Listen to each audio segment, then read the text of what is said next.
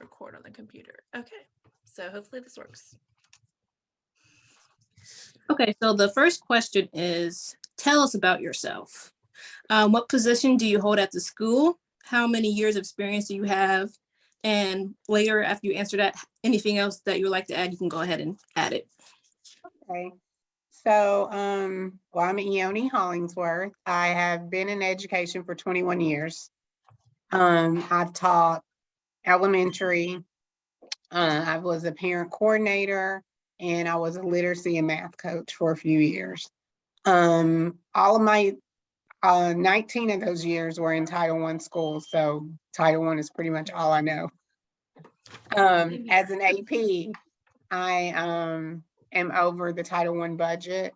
I carry 2 grade levels, kindergarten and 4th. I'm over the instructional support, and I do curriculum, ELA, and math. Okay. All right. And she's a wonderful AP. Just throwing that out there. All right. So, Ione, what do you remember happening when the pandemic first became a thing, and how did that affect you and our school from your point of view? It was crazy because we all thought we were only going home for maybe a week. And we ended up staying at home for the remainder of the school year. So that was crazy. The good thing about Gwinnett is we did have e-class. And so we did have a platform to use. The bad side of it, I guess, is that we had never used it in the way that we had to then use it once we hit the pandemic. So it was a lot of, I spent a lot of time on the phone with teachers, encouraging them, like, you can do Zoom. You can, you can do this. It's going to be okay. Just do the best you can. And a lot of time just reworking the regular plans that we had because we realized that, the way we taught, it wouldn't work via Zoom. And then getting parents and children used to logging on at certain times. I think we did more phone calls and text messages to parents trying to get them on and get kids acclimated to the Zoom. So I think it was just a crazy time, but you just kind of slowly work through it and work through the kinks. But I do believe Gwinnett did a good job with having e-class because that was at least a platform we could use. And we had done some like digital learning days for snow days. So we had a little bit experience, but not enough. No. And even with the digital days, the way it was set up, if you weren't comfortable or you weren't tech savvy, there were ways of getting around it.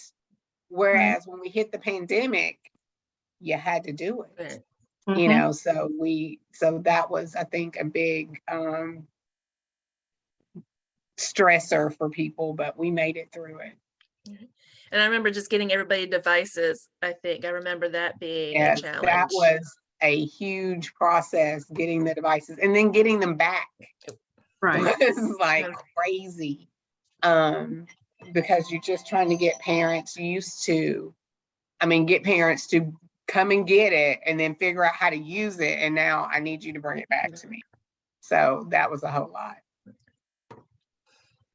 All right, so Selena. Okay, the third question is, how did you and the school adapt to the pandemic? And was it hard to adapt to online or blended learning? Honestly, I think blended learning was worse. Okay. For our teachers. That was so stressful because everything they did, was when we went to the blended learning, you had kids in front of you and then they're still trying to teach kids at home. So really and truly, even the children in front of you were online because you're teaching, so it was still a disconnect. And it just made it really hard and really stressful for the teachers. And then when we tried to do just the basic, like running records for reading, it was a long, drawn out process because it was via Zoom. And so it just really stressed teachers out. Mhm. And I remember doing that because that was when I was instructional support, and you'd have parents giving answers to the kids. So you really truly didn't know what reading level they were on because the parents were helping. And Yeah. So I remember. Yeah. And then assessments, the same thing. You would have kids at home making 100s, and then the kids in the classroom who are with you, making those normal grades. Right. And so there was no truth in grading. It was just a mess.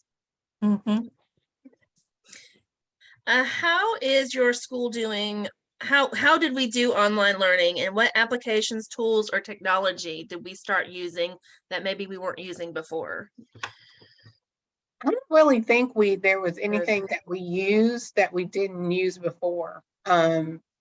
Because like I said, eClass was set up and it was there for us. And we had played around with it a little bit, like you said, with the snow days, but so it wasn't anything new that they gave us. I mean, well, let me take that back. They did provide different types of online books.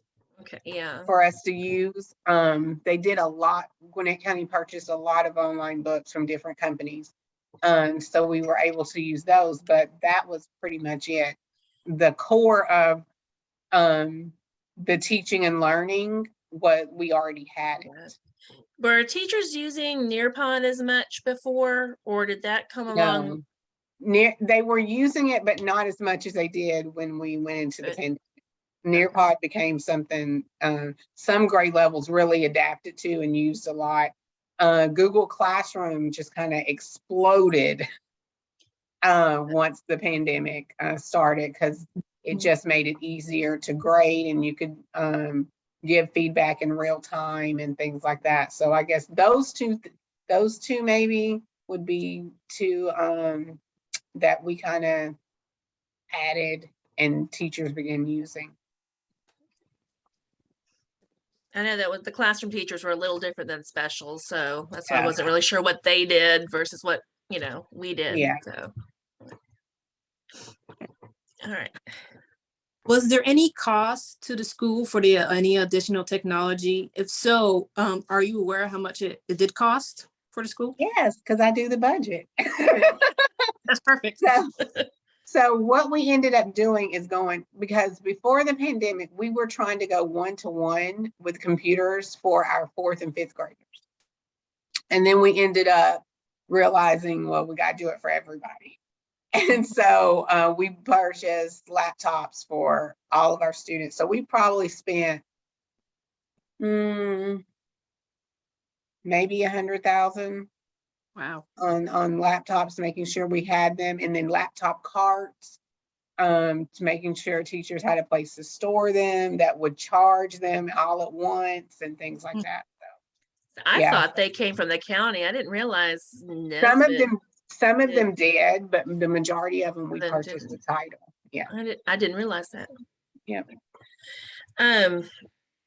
Was there any training needed for this technology for, I guess, like with parents, with teachers? Did Barbara, how did we handle? Barbara, who is our LSTC, did training like with Nearpod with grade levels during the pandemic. The grade levels, we have our techno rangers. Those are teachers that are tech savvy, and he would teach them things, and then they would go to their grade levels and teach their grade levels. So there was a lot of that going on during the pandemic. I mean, even before the pandemic, but during it, for the Nearpod, for the Google Classroom and things like that, to teaching them how to use it, how to use the online books and resources that were available. All right. Number 7. So I guess for the online, when you guys were online only, how were their courses developed? Were the teachers making their own courses, or were the courses provided to them? They were provided from the county.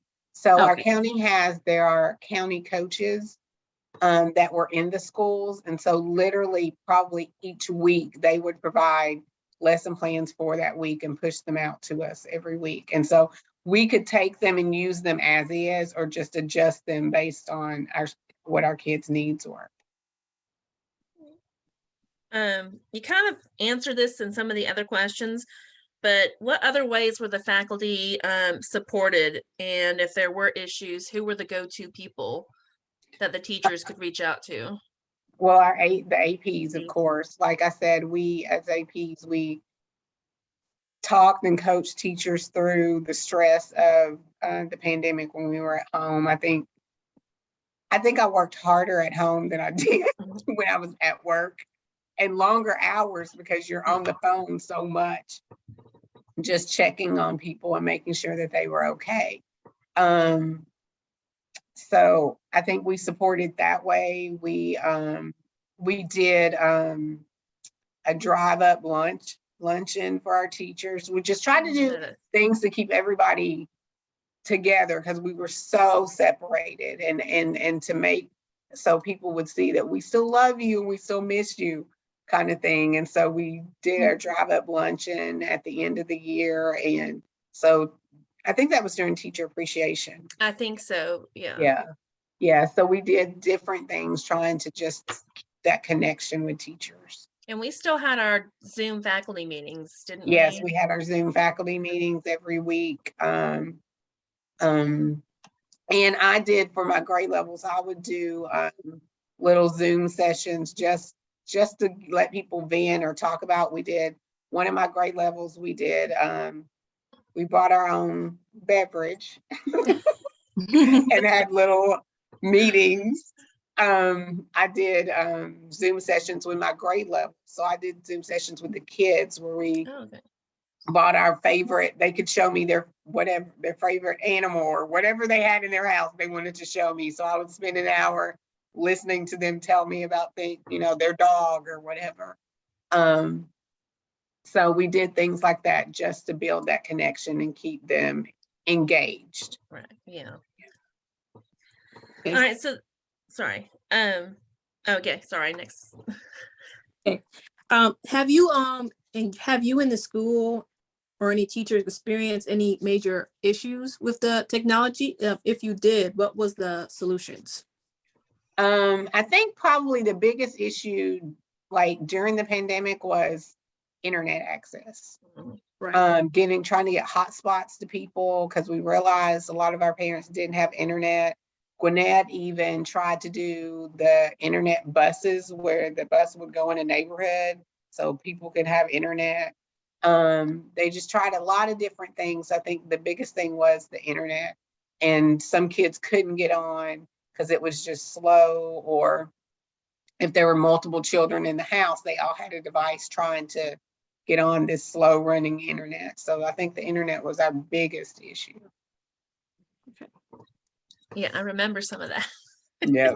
Like they couldn't watch the videos because the videos would drag and things like that. All right, so the last question is kind of a three-parter, so I'm going to break it up. But overall, how do you feel about the education system's response to this pandemic? I think we did the best we could and the best that we knew how to do at the time. That was uncharted territory. We knew kids had to learn. We knew that we had to keep teaching children. We just wasn't sure how to do it. And so we just did the best we could with what we had. And I remember when we started that following year, the staggered start. How did you feel about the staggered start? It was first day of school. It was hard, even this year, because we did some sort of a version of a staggered start this year. And I would always like to start with the bigger kids coming first, not the little ones. Just a plug, if y'all ever are in that kind of, have that kind of authority, big kids need to start first, not kindergarten.